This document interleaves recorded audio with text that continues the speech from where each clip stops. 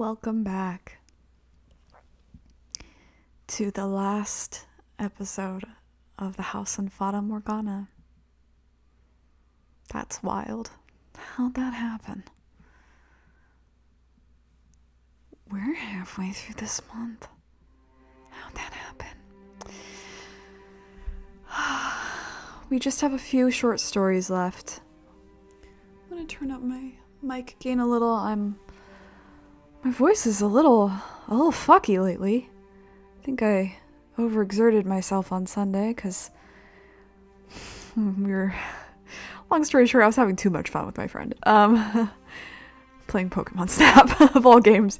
But anyway, we have just these 5 left. I have no idea what these are. I'm really hoping this one's Hayden. But before we get into it, again, this is the last episode I'm going to do. And if you were wondering why, at the end of last week, I kind of talked about why, but just as a reminder, more than any game, I want you to get this game. And there's a lot of reasons why. I recommend games to people all the time, and honestly, I never expect people to take me seriously, because I don't take myself seriously, to be honest, but this game is, I think, better described as an experience, or perhaps even a paradigm shift. Every person I've ever talked to about this game comes out of it basically like thinking differently. And I think that's amazing, and I know people who've worked on this, so I really want... Is that a giant spider? Hold the fuck.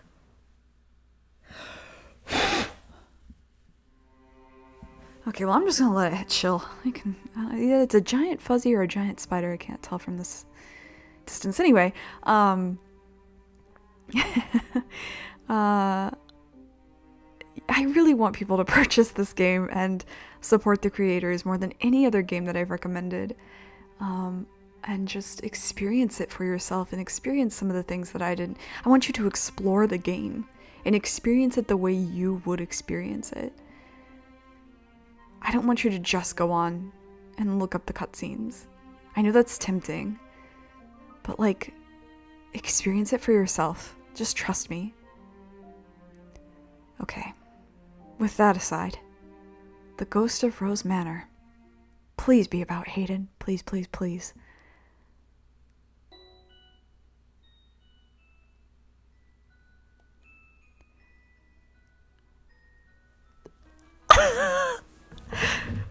I love this game. They really said, hello, non-binary crew. We know you're there. We see you on Twitter. Hey there, ladies and gents, and everything in between. I'm your run-of-the-mill landscape painting, but you can call me Mr. Canvas. Today, I'd like to talk about my time with the Rhodes family. Back in the time of Hayden Rhodes, I hung in the first floor drawing room. The old man was rather fond of me, if I do say so myself. This was the only piece of art left in the house when I bought it, he liked to tell everybody. Oh, I forgot, I gotta give him a British accent. Whatever. But once that big troublemaker of a painter showed up and his work started to fill the house, things got a little disagreeable for me there. He was a trend chaser, and that didn't really suit my style. So before long, I got moved off to an out-of-the-way corridor when I was subjected to some horrible mistreatment.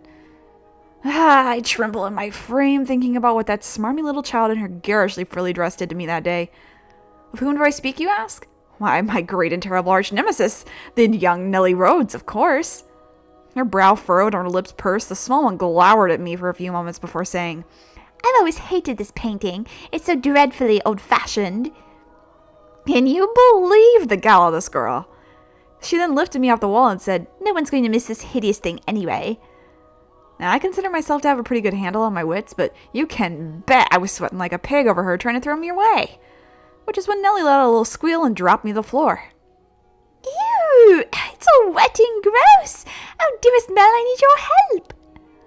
After a few moments howling to herself, Nellie scampered off, leaving me all alone with no way to get up. And just as I was sure this would be the end of me, someone lifted me off the floor. It was a white-haired girl. The soft touch of her hands made my heart skip a beat. And I mean, who wouldn't in my position? She looked so much like... Then with a faint smile, she said, "Let's bring you somewhere safe," and carried me, wrapped tight in her arms, to the second floor. She seemed to know where all the best nooks and crannies in the house were tucked away. After hanging me up somewhere nice and out of the way, the white-haired girl said, "There, that should do it. I just couldn't bear to see such a lovely painting thrown away." What a sweetheart she was. Nellie could have stirred to learn a thing or two from her. "You look like a garden, or perhaps a field somewhere. You're beautiful, and I'd love to see it in person someday." Oh, girl, I'd love nothing more. Girl! He really said girl! George. I love him so much. Fuck. Okay. Oh, girl, I'd love nothing more to take you there myself. It was a lovely area for horseback riding, and the shade beneath the trees was perfect for a picnic. Let's even wear you... Oops, no, wrong person. I seem to have mixed the white-haired girl up with someone else. I let out a chuckle no one could hear, and as I watched her walk away, I said a little prayer. May your life be filled with joy. He hadn't been allowed to have that much, so I hope that she, his spitting image, could.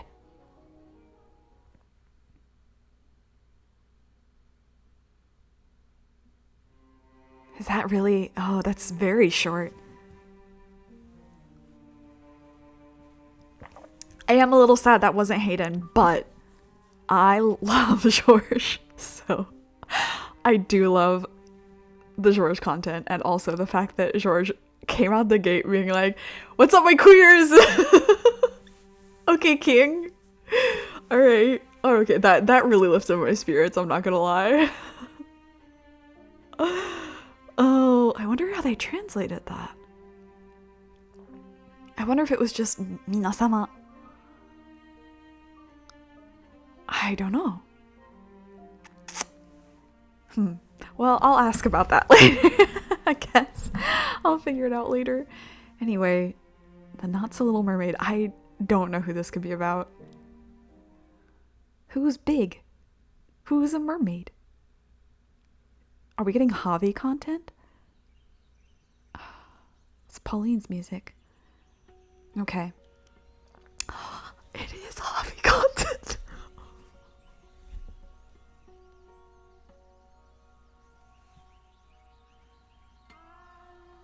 It's the boy with no plot relevance. No way.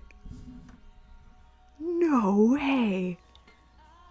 Oh, I'm really glad I waited to do these blind. Oh my god. Hobby? What was his voice even? It was kind of like a teenager. I gotta find my teenage boy voice. It's so hot, I feel like I'm going to melt, Pauline said, flopping back onto the ground beside me. She was having nothing but trouble on her search, and seemed to be taking its toll. It looked as scorchingly hot as it felt. The sun hung high in the clear blue sky, shining its light down on us and the clear blue ocean before us. You're wearing 5 layers and your hair's long as hell. What do you expect? Cut half of it off if you're so hot. A girl doesn't cut her hair on a whim, young man. Yeah, whatever you say, lady. She was more than a few years too old to be calling herself a girl, and I told her as much before, even if she still acted half her age. I never met another lady in her 20s that seemed so childish. I guess I'll just have to go for a swim. You what? Turn around for a second, Javi. Make sure no one comes this way, okay? Pauline said, undoing her top. Hey! I said, my voice cracking. It happened so suddenly I barely had time to process, so I just did the only thing I could think of, what she told me to do. You can look now. I can look my ass. I wanted to snap 1,000 things at once, but my irritation fizzled out at the sight of her playing in the water. Her feminine curves, less pronounced but still distinct through the water. Her white, mostly untanned skin. Her long black hair bouncing in the waves. It was a lot for me to take in. He's like... In the throes of puberty. She's got tits for days. Oh, poor Javi.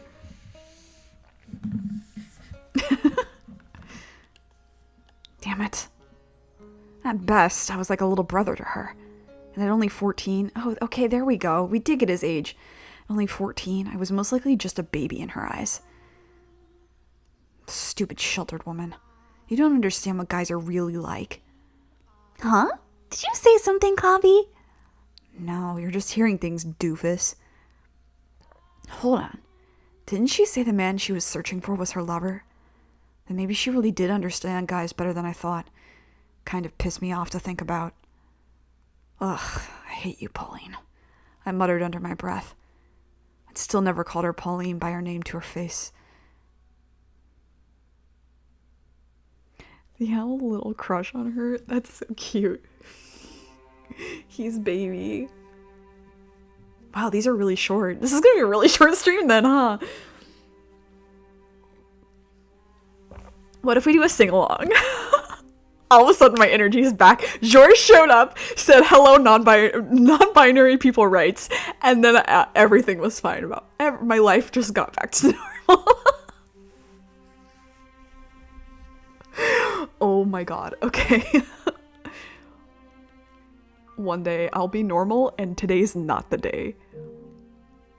I assume this is Giselle and Yukimasa time. A fascinating relationship. Oh boy, Yukimasa voice. Okay, let me straighten up a little bit. I gotta reach down, deep down. Deep down. As soon as I started learning how to talk, the human woman began bombarding me with questions. After we finished weeding a section of the garden and returned to the mansion, she would waste no time asking, "What would you like for supper?" followed quickly by, "How did you enjoy last night's supper?" And, "If I were to redecorate, is there any particular theme you would like me to adhere to?" But she didn't stop at queries of only questionable significance. "What is your favorite color? What is your favorite season? What is your favorite number? What is your favorite flower?" I understood what she asked, but I didn't react to most of it. Because if I did, she would latch onto me like a fly to a carcass, and I did not want to deal with that. Besides, even if I could speak the human tongue fluently, it wouldn't suddenly make me talkative. That just wasn't me. Not to mention, it would be wrong for a beast and a human woman to be chatting together like friends. The human did not seem to comprehend my displays of disinterest, though. One day, she handed me a stick of charcoal and a slab of wood, saying, "If words are too difficult, we can try pictures instead." Where had she even gotten these things? "First, try drawing me. This is only practice, so do not worry about making it perfect. Draw however you wish." I wanted to crush the charcoal, smash the wood against the ground, and get away, but she started talking again before I had the chance. "Sometime long ago, someone else painted a portrait of me as well. It was so very long ago that sometimes I am unsure whether it was real or merely a dream jumbled up in my memories. But I remember how it felt. How anxious they were drawing, and how delighted I was for them to be drawing me. And sitting here with you feels like it brings me ever so slightly closer to the woman I was then." The human woman often spoke of events that happened centuries ago, so this was hardly unusual for her. "So please, would you draw me? Your doing so would help to calm my spirits, if you would rather not speak." All the insistence in the world would not make a beast any more capable of creating art. I wanted to throw the stool against the wall and storm out of the room, but the look in her eyes stopped me. Her gaze was more tenuous than usual, as though refusal would send her over the edge. I loathed it, so I took the charcoal in my unsteady hand. If a horrendous drawing from a horrendous beast would bring her back, then she would have her drawing. What I created, though, was nothing more of scratches of charcoal, crudely imitating shapes. It hardly even resembled a child's doll, let alone her. Looking down on it with a soft laugh, the woman said, "It's beautiful." I knew very little about the human woman, and I doubted that would ever change. That would have to be before he skewered the guy, because he, if you remember, in door 6, Giselle talks about how he was like, do what I say, and then she was like, okay, and then he was like, hee hee, and then stabbed her through the breast, and then she didn't bleed, and he got freaked out. So he still thinks that she's human at that point, I guess. But after that, he's like, okay, no. Not a human. Okay, Sisterhood of Secrets? I don't know what this is gonna be. Maybe Maria and Pauline. Oh, this looks like a... Oh boy.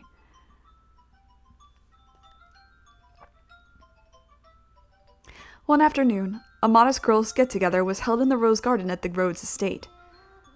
It was far from a friendly gathering, though, and its members hardly those one might expect to find sharing tea. Ah, everything's a secret with you, isn't it? Is there anything you can tell me? Stuffing another freshly baked cookie into her mouth, the Rhodes' daughter Nellie glowered at the white-haired girl, who looked as though she wanted to disappear. Beside her, with an inscrutable smile on her face, sat the black-haired Abigail. Oft spoke of in whispers as the Witch of Rose Manor. This is a good one. I'm truly sorry, Lady Nellie, said the white-haired girl, her gaze affixed on her hands clenched above her knees. Under normal circumstances, two Abigails and a young noble lady of the house which they served would never be seen dining at the same table. Only at Nellie's insistence had they been brought together, because she has no fucking friends. These are her friends outside of Mel. Let her have it. Jesus Christ, sorry, there's a shadow of a bird swooping down that startled me. Now, my lady, please be reasonable. Every girl has her secrets, said the head Abigail, her smile unwavering. She didn't look a day older than 20, but supposedly she had served in the house since Nellie's grandfather's time. There's secrets, and then there's not even being able to say what family you came from. Would your mother have brought her into this house if she posed any danger? Or do you not trust your mother's judgment, Nellie? I do, but still. Then you needn't concern yourself with her. The head Abigail's smile remained firm, as though carved into her face. Nellie pouted, seemingly stripped of the energy to pursue the subject any further. So instead, she raised a new topic of conversation. Okay, fine. Let's talk about something that isn't a secret. Like, what is it in someone that makes your heart flutter? Nellie leaned across the table, her face practically in the white-haired girl's. But the only response she received was downturned eyes and bitten lips. Fine, you don't have to, said Nellie, turning to the head Abigail. But in her place, you do.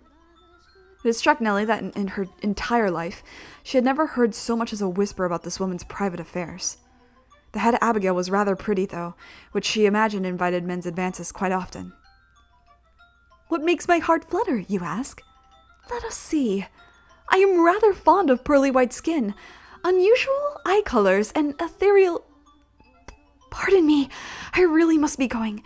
The mistress needs my assistance. Good day, said the white-haired girl, scrambling from her chair and back toward the magic. It was about to get a little gay.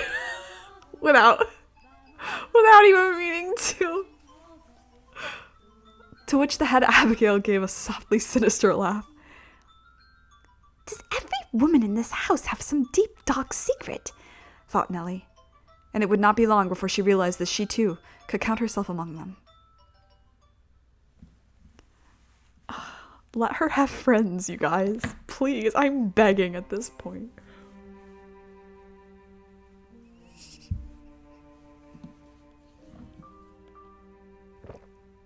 I have no idea what this is going to be. Couldn't begin. Jacopo time? It's Jacopo time, baby. For you.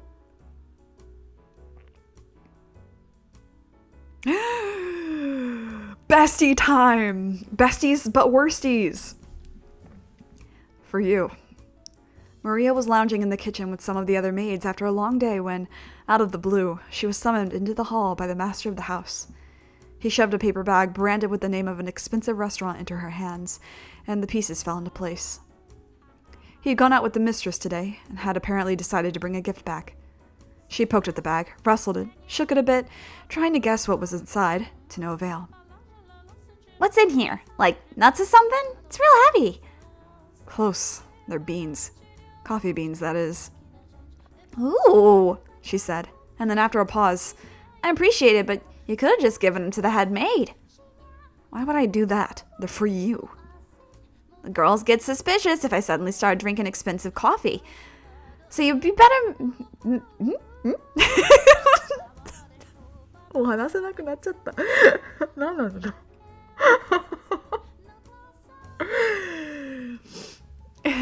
So you'd be better off making it a gift to everyone.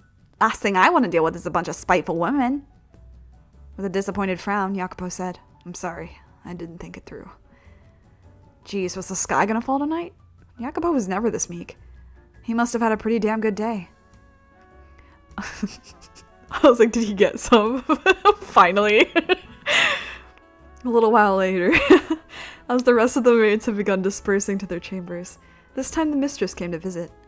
She was dressed in her nightwear, her hair down, her makeup removed. She was just as preternaturally beautiful as ever. The white-haired girl could be dressed in rags, and she would still be prettier than most girls. Sorry to bother you so late, she said, fidgeting. There was something I wanted to talk to you about. What's up? I'm all ears. The white-haired girl let out a sigh of relief, a smile spreading across her lips. Well... By the time she finished, Maria was almost on the floor. Holy shit, what are you two, 12? She said, completely forgetting her manners. Evidently, the master and mistress, newlyweds though they were, had yet to bed together. I made the joke earlier being like...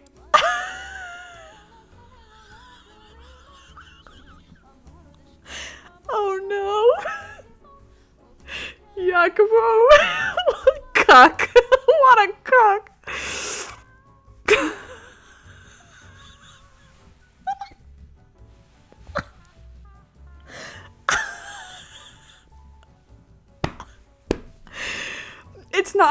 It's not that it's funny that they haven't had sex together. It's funny because it's Jacopo. Oh, he's such a piece of shit. Okay. Maria knew that they'd had a lot going on and hadn't managed to consummate with a marriage on their wedding day, but still. There was no excuse for this. Jacopo is so bad at being a partner. He barely managed to get them married.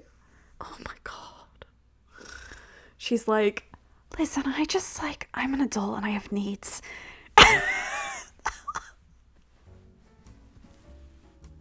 Jacopo's so pathetic.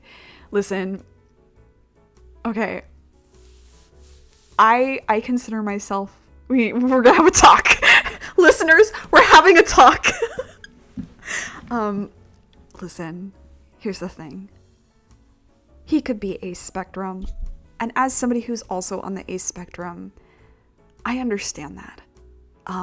It's just the not communicating to your partner thing feels a little, as Maria says, 12-year-old.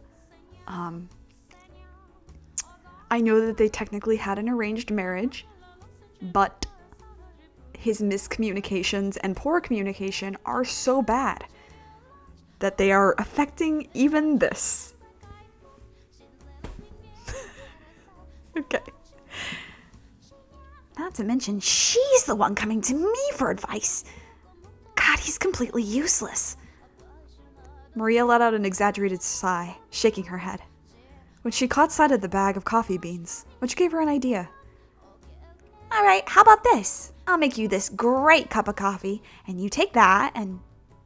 A smirk spread across Maria's face as she imagined the look on Jacopo's the next morning. Oh, this is going to be good. The storm which would one day befall them was but a speck on the horizon, their hearts still free of darkness. Did it work? I have to know. Did it work? Oh my god.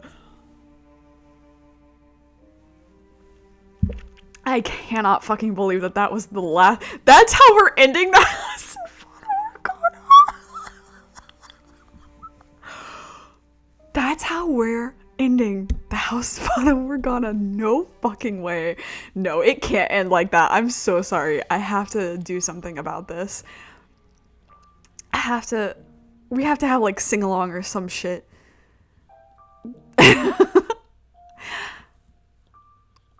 Oh, let's see.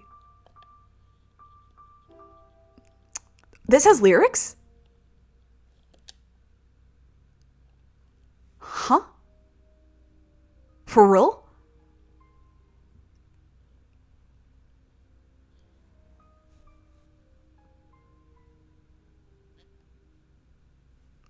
Oh, okay. Sick.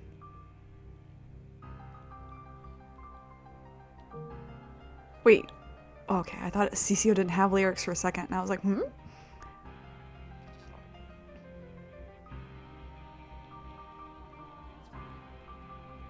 This song should have lyrics.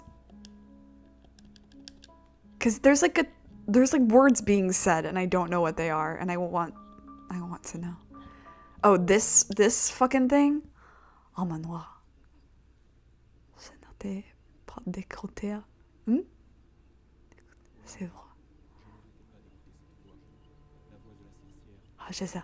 Et attends. I don't speak French. But this is such a cool, like, just spoken dialogue.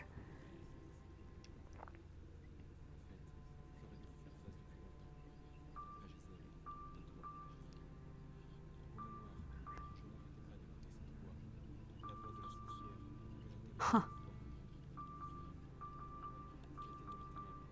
I'm sorry, the what?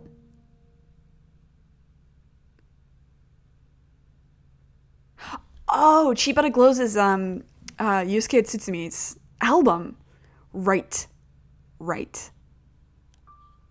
So this was the version that appears on the album.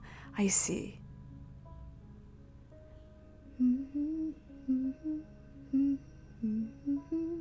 Some of these I don't know what they are, to be honest. Oop. God damn it. Fucking switching between PS4 and Switch is quite silly sometimes. Alright, so wait a minute. Oh yeah, okay, yeah, so there's the two versions of like her dying voice, and I think this mutilated body also technically has two versions. And then Hex has like two very clear. Okay, what I wanted was, what the fuck is this?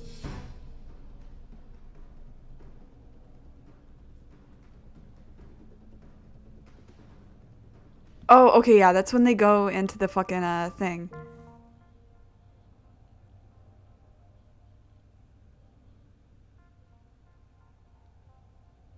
What's this?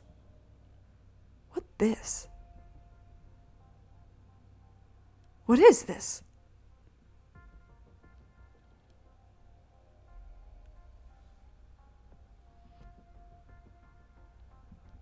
Huh.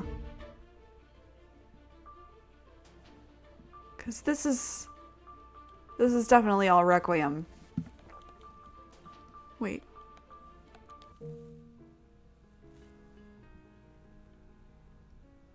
Uh-huh. Uh-huh.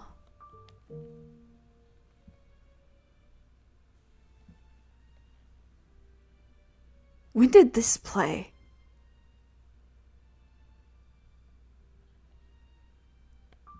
Okay, whatever. What is this one? Ah, yeah.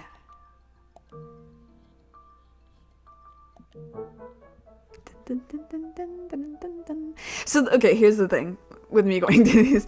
A lot of the soundtrack is on Spotify, but the song names are a little different.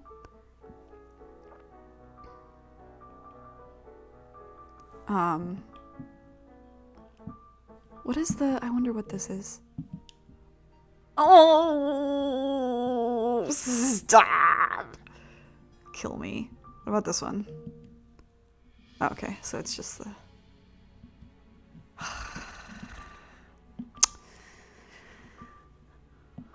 Let's just go look at all the pictures of these. Now I'm curious. I just don't want to end on how Yakupo couldn't get laid. Okay. Who are you? Oh. Salem Soshega a esta casa. Los você odió. Los que gosté. Yeah. Oh, this is just a nice little pattern. Pasarillo, pasarillo, canta para dos, canta para dos. Pasarillo, pasarillo, canta para dos. Toda mañana, toda noche.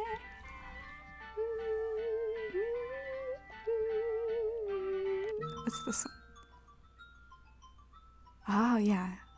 Basically the same melody, but different lyrics. Right.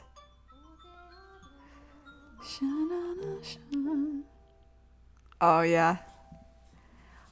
Bum, ba-da-dum, bum, bum, bum, bum.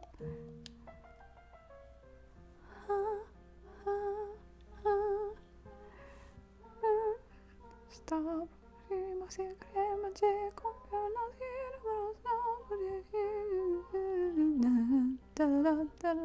Yeah, this song fucking slaps. Speaking of spiders, I think it's just a fuzzy on the... I don't know, the spider hasn't moved in 30 minutes, so... Anyway. This song is so good. Oh, this should have probably... Ooh.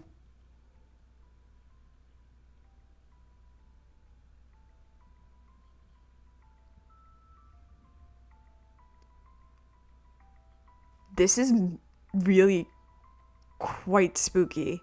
Okay. Walking away. Oh, the song is very cute.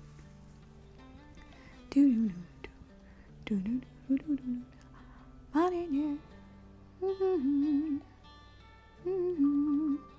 we looked at this one already, right? But I forget. Okay, yeah. A picture that I don't think really suits, but it's fine. Con ese dedo sale lindo, bien bonita.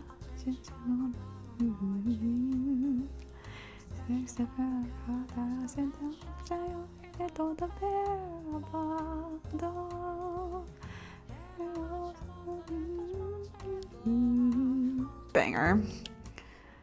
Oh, there's the Yakapino.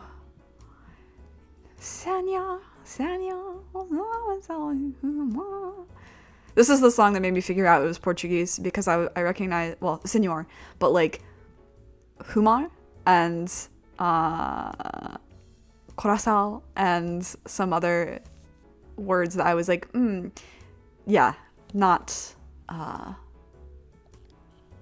Spanish and not Latin. Maria? Oh no, just black and white.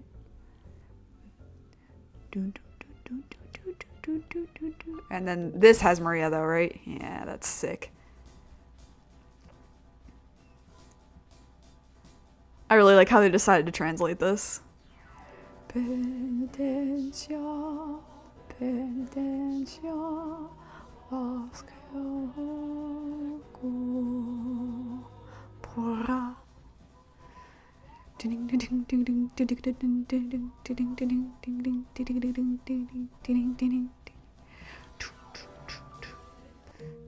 Banger. Oh yeah, I forgot this is a reference to the Chuya. I'm so sorry. The Japanese author Nakahara Chuya. That's right. I forgot this was this. Right. What was this one?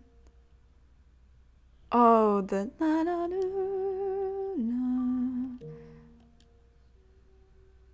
Ugh, you.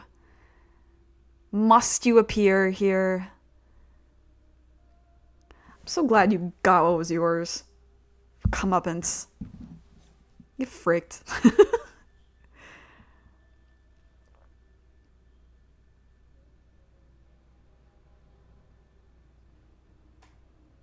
I've never read these lyrics before. Yeah, this is... hate this. Anyway.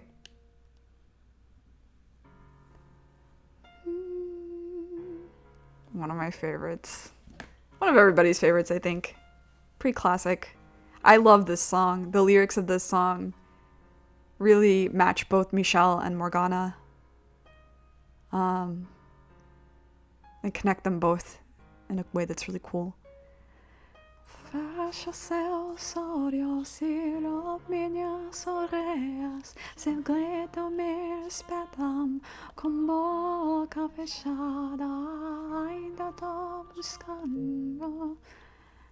What was this one?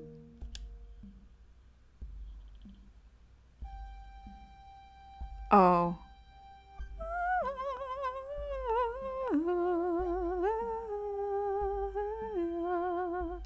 Okay, yeah. That's where they find the cat. And they play chess. Oh. No.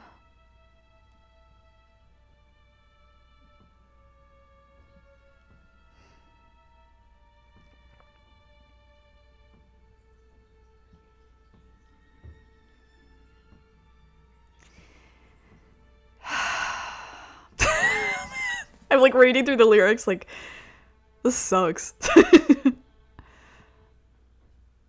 But this song is really good. I'll have to look at this later. Another banger.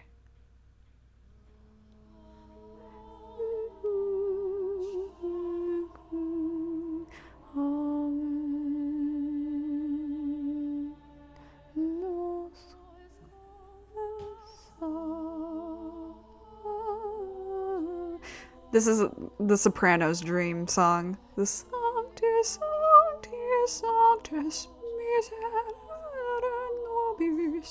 it's hard to sing quietly. Okay, we looked at this one already. What does Giselle's have? Oh, titties. This is also very Giselle.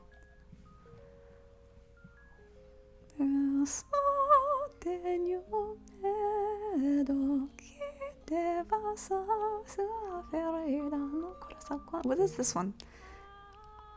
Oh, this song that fucking makes me cry? That's right.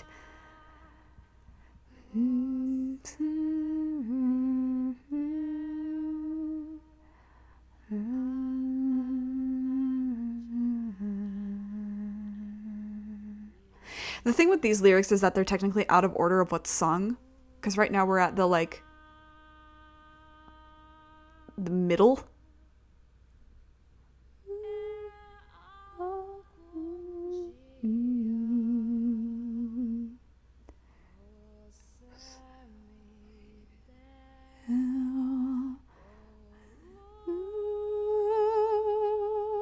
So yeah.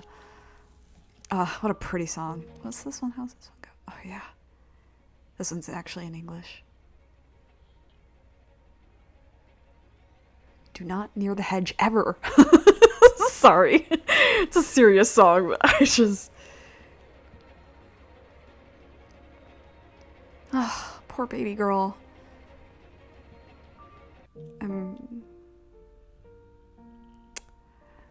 The song that gives everyone in the fandom fucking trauma.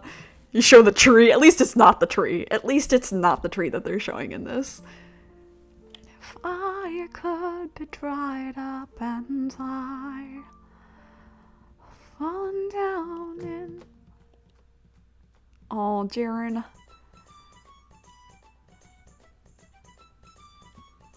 She gets a banger though.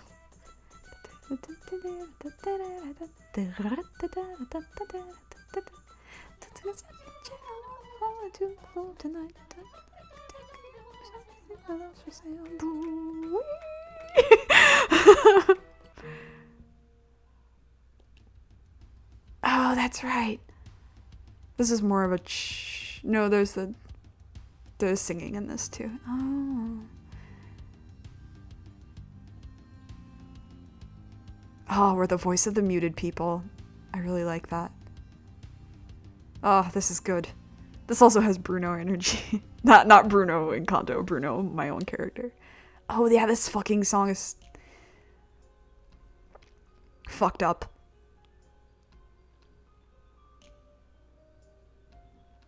Yeah, okay, I don't like looking at that poor Morgana. And then, what's this one? That's the tree!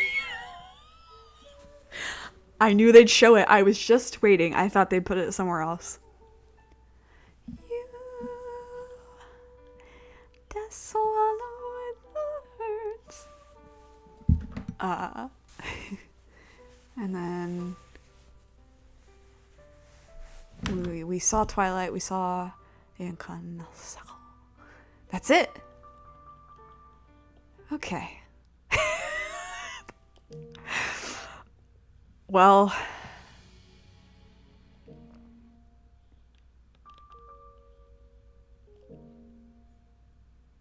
I'm just like,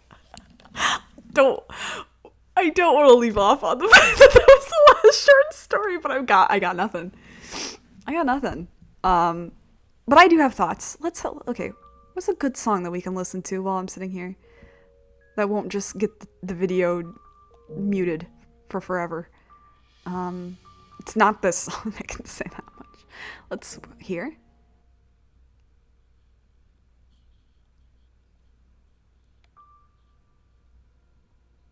Okay, yeah. So,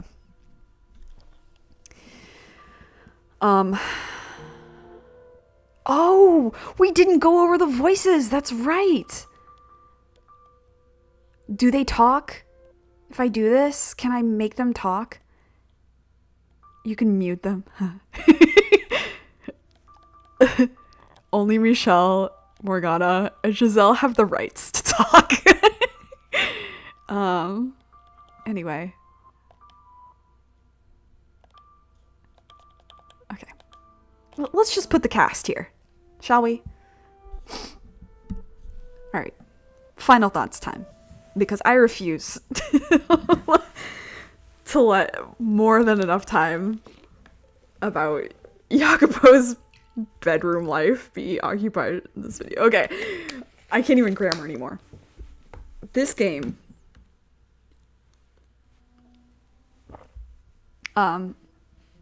genuinely changed my life. And I've said that several times. I've cried over it on stream several times. But truly, this is such a fantastic written work. The way that your expectations are tampered with at the very beginning, with how the maid exists and all that shit. And you're like, oh, okay, well, this is going to be a short game, right? And then you go on to howlongtobeat.com and then you're like, oh, it says like 40 hours. And I love that.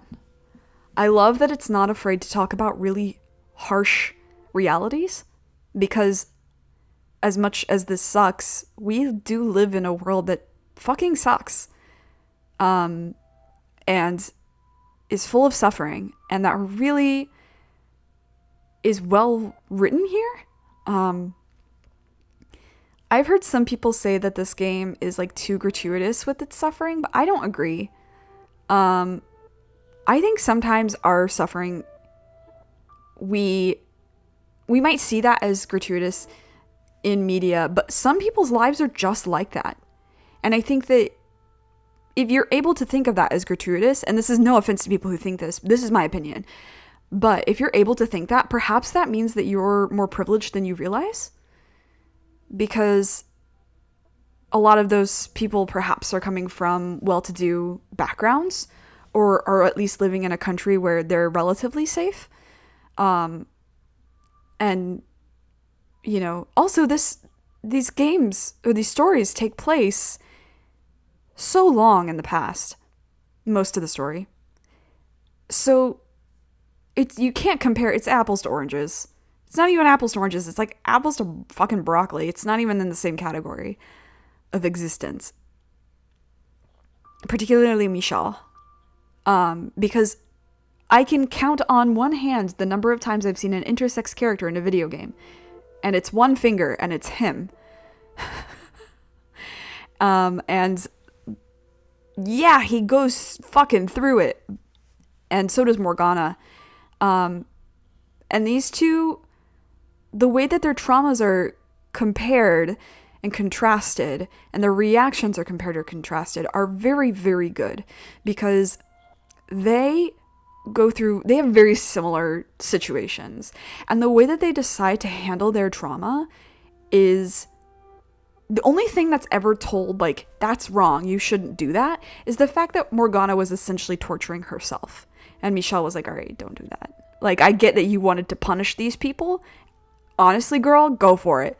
But you're punishing yourself. And that was what he had a problem with. And I really appreciate that, because I don't think that it's right, and I've talked to my therapist about this several times, but I don't think that it's right to force someone to forgive someone. I just don't think that it is. If that person feels good about forgiving that person, the person who harmed them, by all means, they can do that. That's not up for me to decide. But you can not forgive someone and still move past that trauma. You just have to do it right and not alone, like Morgana tried. Because Morgana really didn't forgive, especially Melon Yukimasa. She's giving Jacopo like one more chance. He's special. But Melon Yukimasa, she never forgave them. And honestly, if I were her, I wouldn't either. And I think that that's fair. And Michelle's like, yeah, I don't have the right to judge you on that, because, like, in my situation, yeah, I would forgive the people, but I'm not you, and you're not me. So I appreciate that a lot about this game. I also just appreciate the female characters, too. At first, I was a little worried, because I was afraid that the female characters were going to be secondary to the male characters. And I guess in a sense they technically are, since Michelle is the protagonist and he's male. But I really, besides that technicality, don't think so at all. The female characters in this game are all fantastic. And people are going to shit on Nellie, and I'm going to defend her till I fucking die. I'm going to be on my deathbed being like, Nellie Rhodes actually was pretty vindicated in the things that she did. And, like, having an antagonist as a female can be done very poorly. But the fact that she is an antagonist who is not always a villain is also well done. And just, like, it's a great cast. A great cast. I really have so few complaints about this game. And people are like, why isn't it voice acted? Why wasn't the main portion voice acted? And I'm like, well, because it would spoil things for you right away. Which was something I was afraid of when I was streaming this, but I tried to very gradually slip into Michelle's voice as I was the narrator, and I tried to very gradually change the voices as I went on and adjust them, because, like, Giselle, I wanted her to sound similar to the witch Morgana, but I wanted Morgana to sound similar to the white-haired girl, and white-haired girl to sound similar to Michelle. So I did my best. I really did. I'm not a voice actress, but I did my best, and that's why this is not voice acted. I'm sorry if people complain about that, but I support that decision to not have made it voice acted. Finally, I just want to say that this game's localization is so good. And I'm not just saying that because I'm biased. The localization okay, here's the thing that people need to realize. And I can't believe I'm having to say this. In the year of our Lord 2022, almost 2023, translation and localization are not the same. They can be. There can be overlap, but they are not the same, especially when it comes to Japanese to English or English to Japanese, because there is a cultural gap between them, which is the case with any language, but there's a massive cultural gap in that, generally speaking, languages exist on a spectrum of high to low context.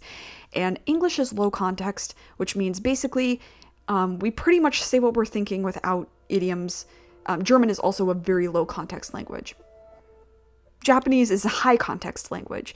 Another example of it would be Korean. I believe Chinese it might be as well. But it's very hidden around ambiguities and idioms and, token phrases that can mean certain things depending on who you're talking to and where you are. And that makes localization from Japanese to English particularly really hard. Because if you just might not know how it's meant to be told. And I've worked in places that have had me do localization before. So I promise it is hard. It is hard. I cannot imagine having to localize this game because not only are you dealing with personalities, not just marketing like I was, you're dealing with personalities, but you're also dealing with historical constructs. And they really had to think about that. And this is a tiny team. This is a tiny fucking team. And they did a great job. I think the only localization of any game that I like better is the Ace Attorney series. Because of reasons. I'll get there. But I think this is better localized than most games. And I think that people who are looking into localization as like either a job or a hobby, or, they want to make a game themselves and are looking at a localization team, really should look at this game as an example of the things to do right. That's really it. Other than me repeating things I've said a million times now. But I love this game.